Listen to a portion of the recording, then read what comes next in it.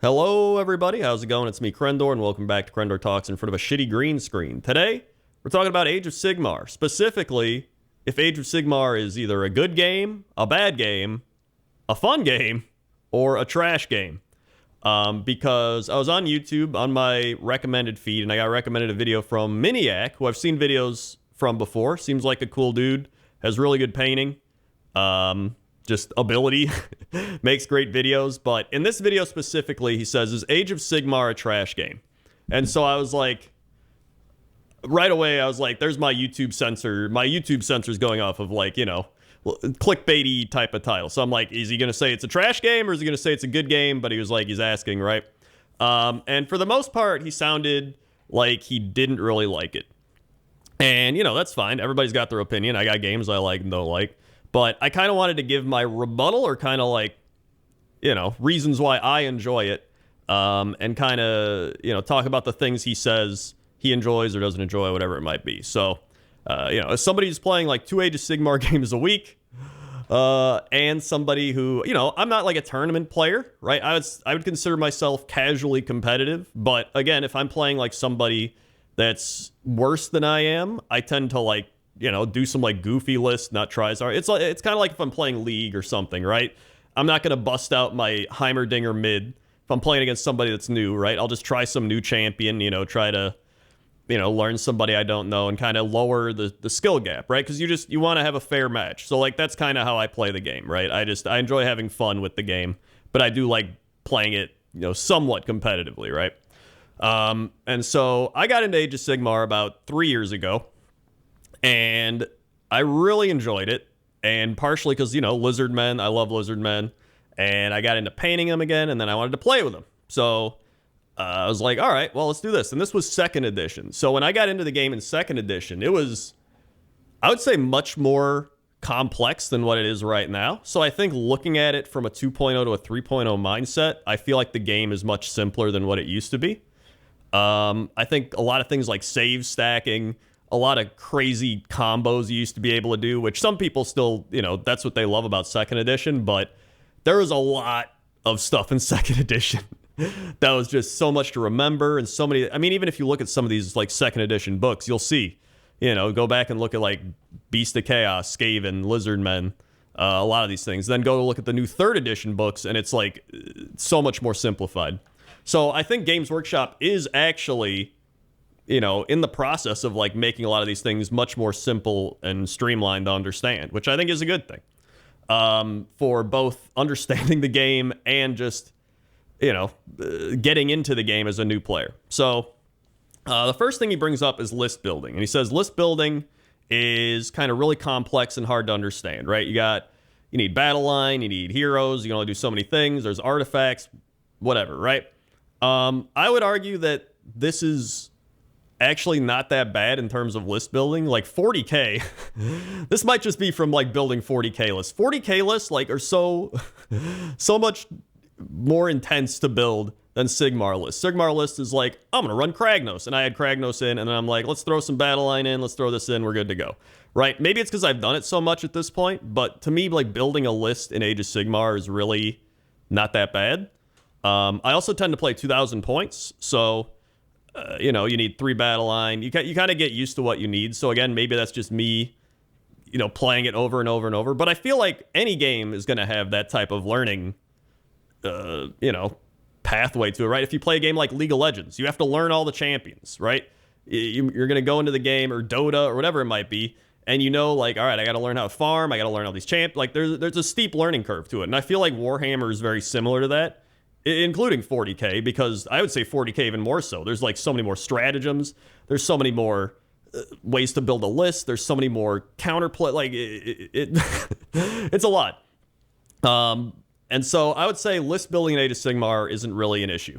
Like I really don't think it is. I think it's, if anything, it's gotten easier over the years, and really it's I don't know. I really don't think it's an issue. I guess is what it boils down to. Next, I want to bring up rules bloat, because from list building, he mentions that there's like a rules bloat, right? There's a lot of these complex rules. For example, he said, you know, in the rules under a wizard, it's like this unit is a wizard and so it is called a wizard or something like that, right? Which I think they have to do that because then people are going to be like, well, is this so? Like, people get into the technicalities of everything.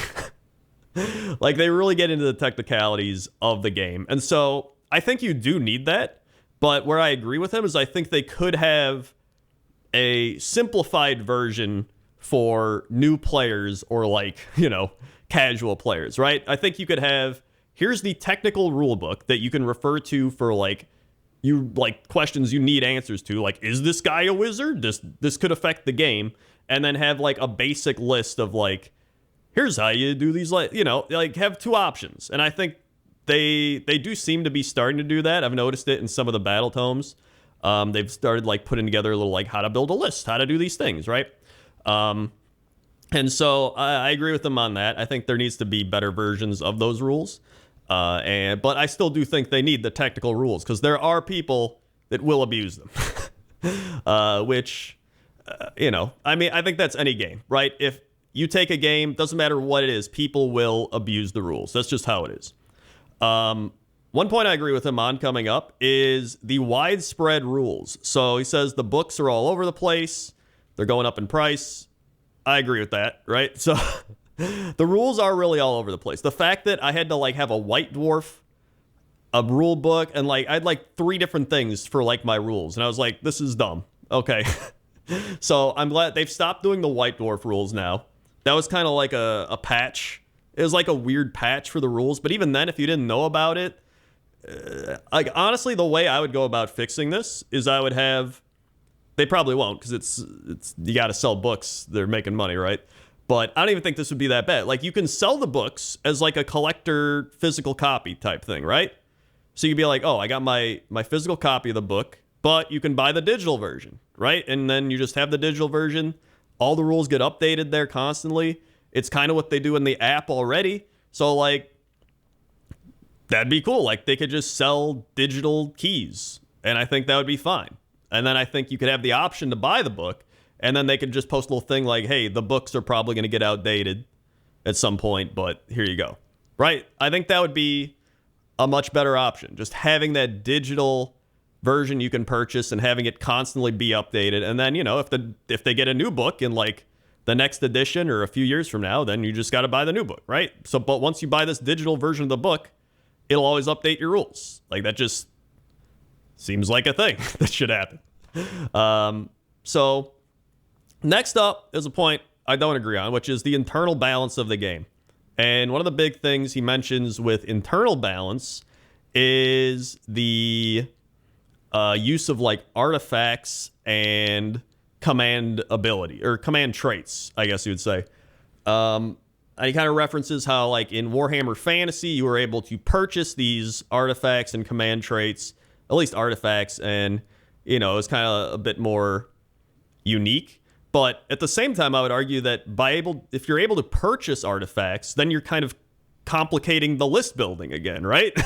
I mean, if you just get over talking about list building, and then we're going to add more things to purchase for your heroes, that would make more complex list building, right? So why, like, that seems like a counterintuitive. I think this is fine. Like, I think you get an artifact, you get a command trait. That's that. I do think they could maybe kind of explain it a bit better, because, like, unique heroes can't have artifacts and command traits. And I didn't even know that until, like, you know, a few months into playing it, and then people were like, you can't give Lord Kroak a thing, and I was like, oh, okay. So I think there could be, you know, a little more clarity with a lot of this. A lot of times it's just like a little sentence there, and you're like, oh, I didn't see that, right? But I think it's fine. Like, I think like I said, I think adding more points and stuff, you're kind of going on 40k territory where you can spend points to upgrade your weapons, and get various other buffs, like buy a squig bomb or whatever, the little squig bomb guys.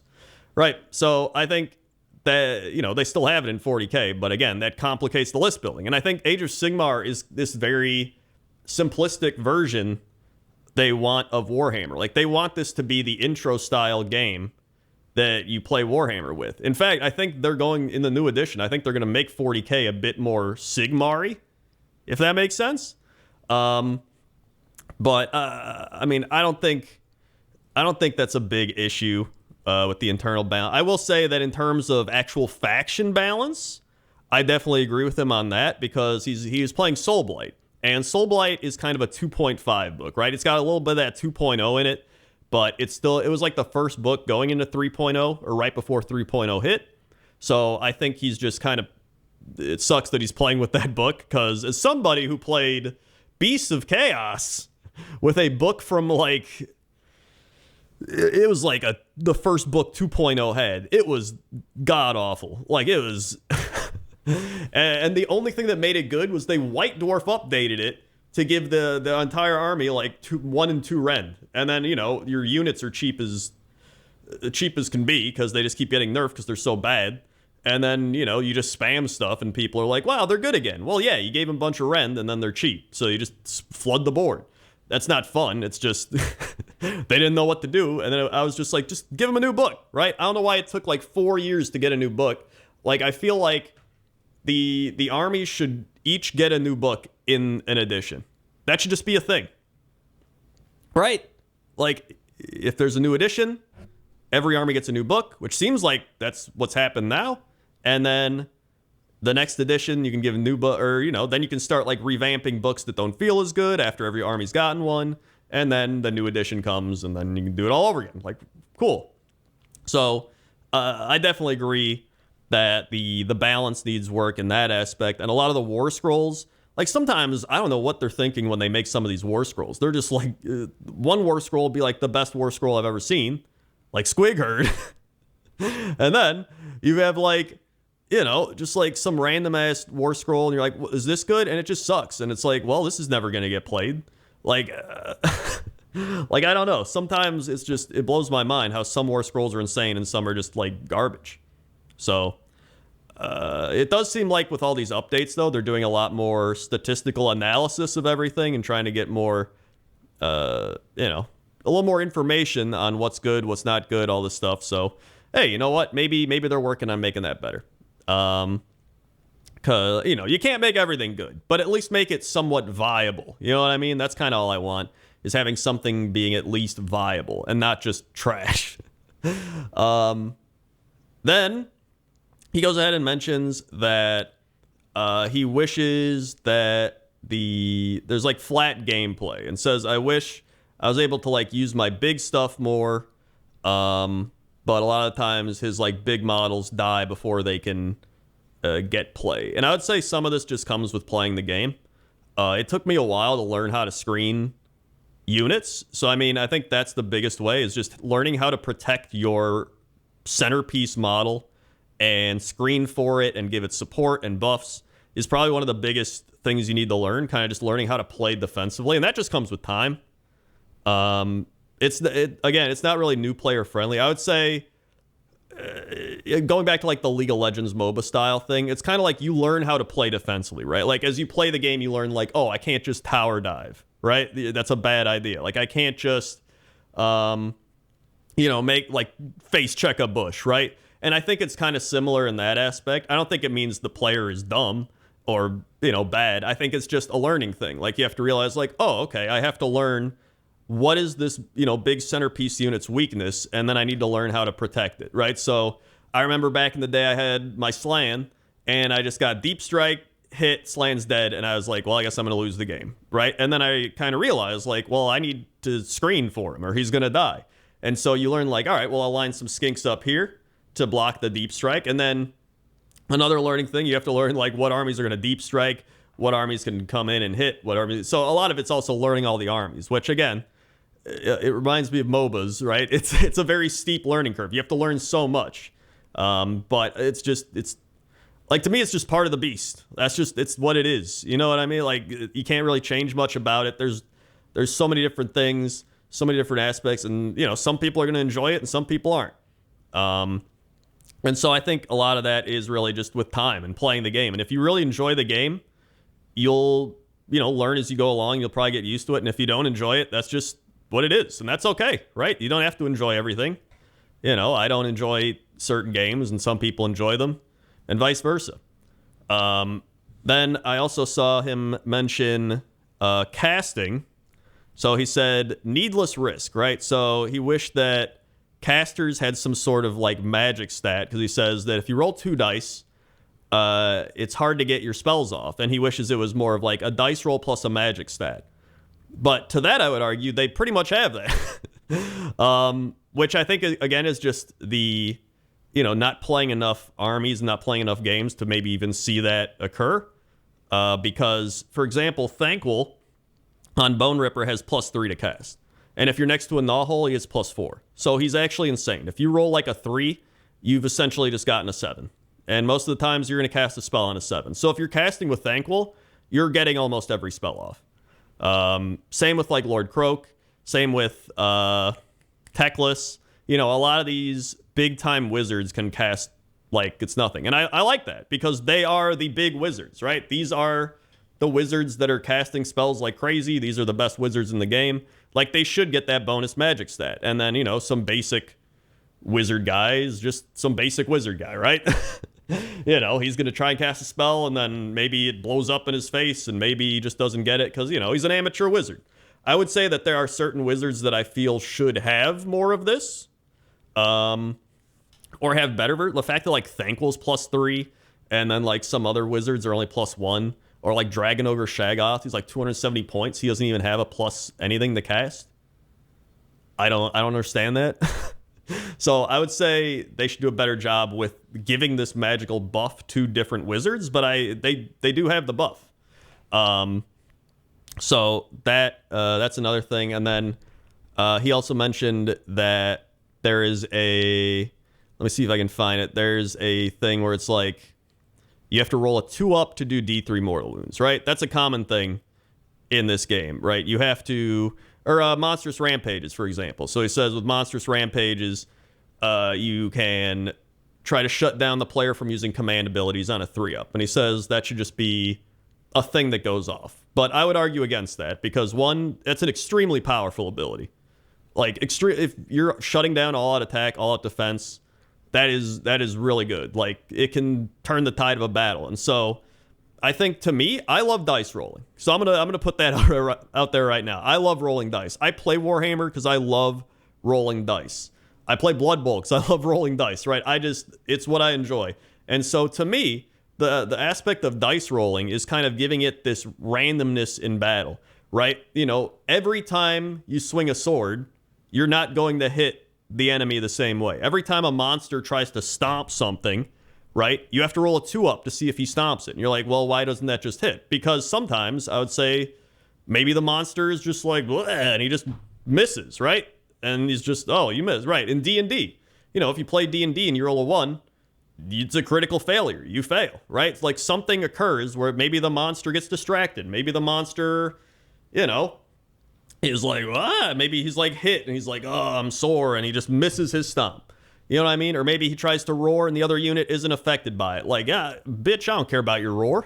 You know what I mean? And so I actually like that. I think it also plays into strategy, knowing, okay, his monster's probably going to roar me. How am I going to counterplay this? Do I save all-out attack, give it to a different unit? Do I give all-out defense to a different unit? Maybe I bet on the roar not going off. Right? There's so many different things. Or you can say maybe his monster's going to stomp instead of using roar, right? I think there is a lot of strategic element that goes into it, and it isn't just like, oh, I failed my roar, so I guess I lose. It's just, it's a buff. And then the other thing he mentions is the vampire spell. There's a vampire spell where it's like, you cast it, and then everything around you on a 2-up suffers D3 mortal wounds. So some of those can be annoying. They've actually gotten better at them in 3.0. So it's like on a 2+ is pretty nice. Some of them used to be like 4-ups. I swear, there used to be, like, the Trogs are a good example. Trogs used to be in 2.0 for their book. On a 4-up, you heal D3. And it was only in your hero phase, I believe. Now it's in both hero phases. You just heal D3. So there are certain things where they have actually changed that. I think it depends on how powerful the ability is.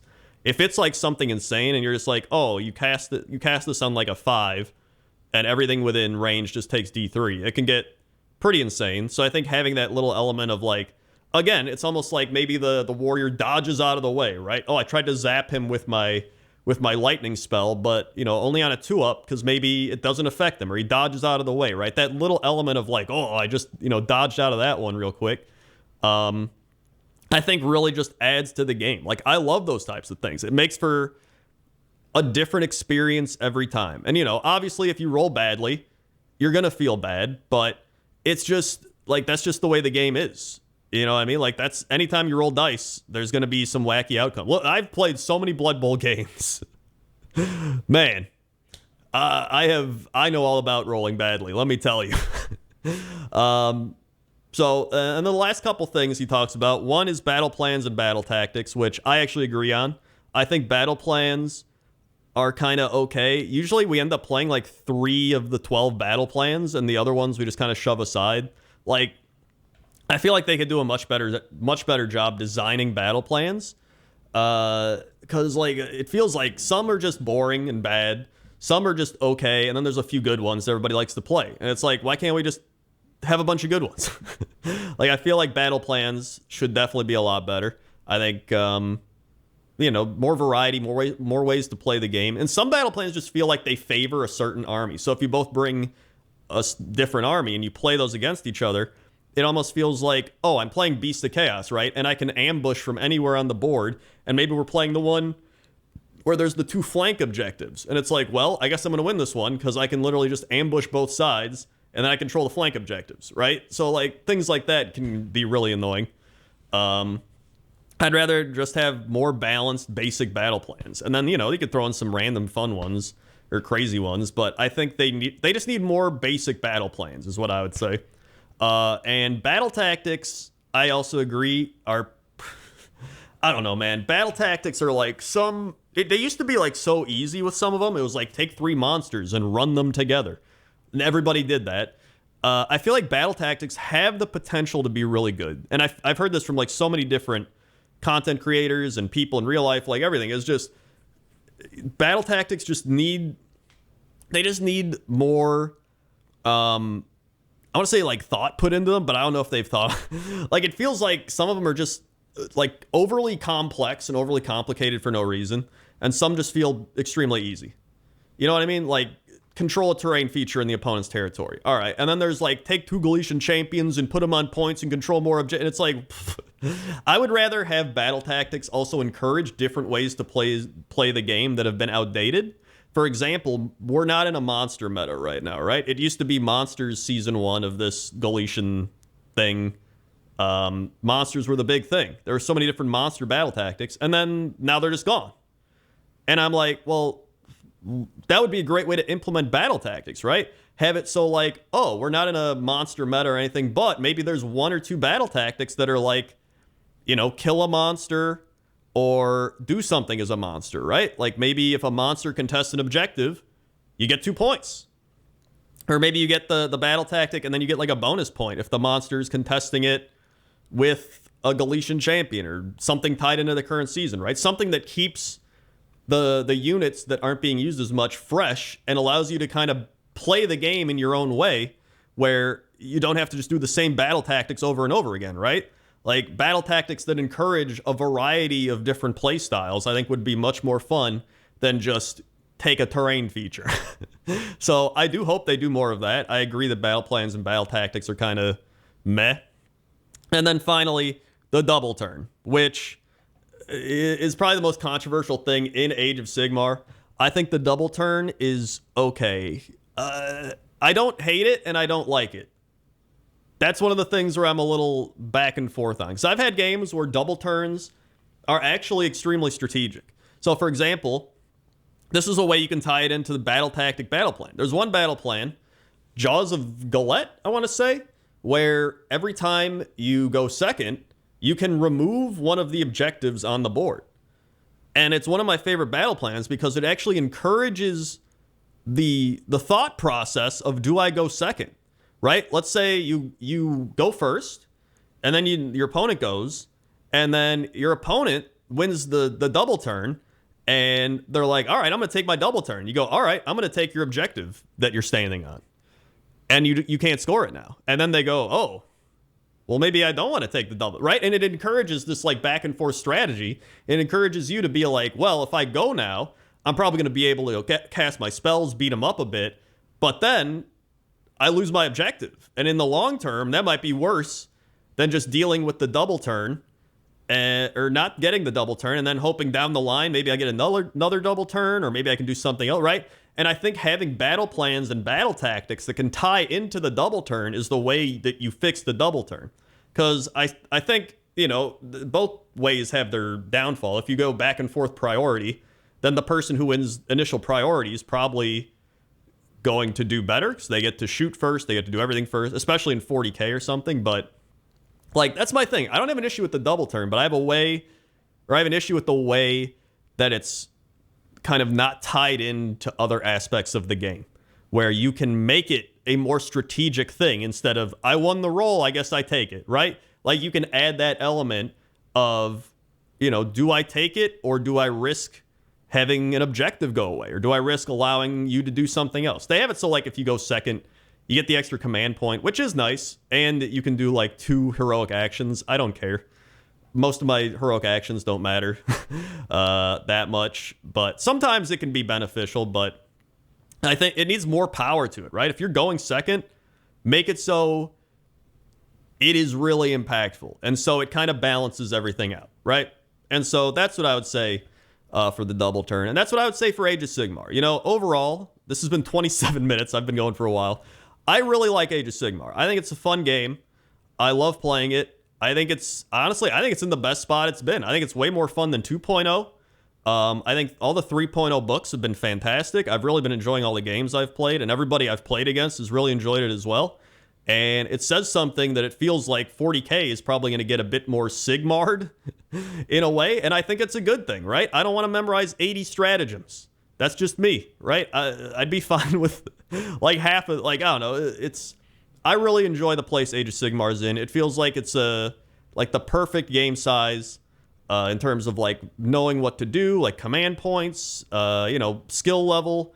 I really enjoy where it's at, and I just wanted to make a video, kind of giving my opinion on it, right? Because that's what YouTube's for, just giving your opinion. So thank you very much for watching, listening, and I'll see you next time. Okay? Okay. See ya.